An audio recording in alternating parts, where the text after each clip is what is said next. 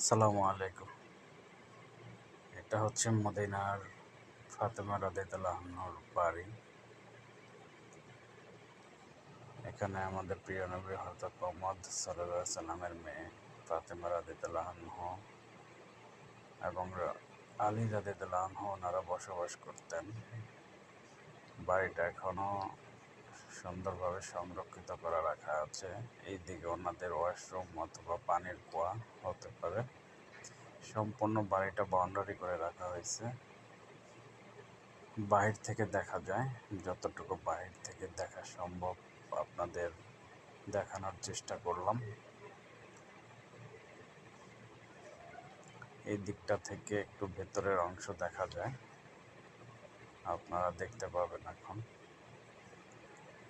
এটা হচ্ছে বাড়ির ভেতরের অংশটা, বাইরে থেকে এতটুকু দেখা সম্ভব।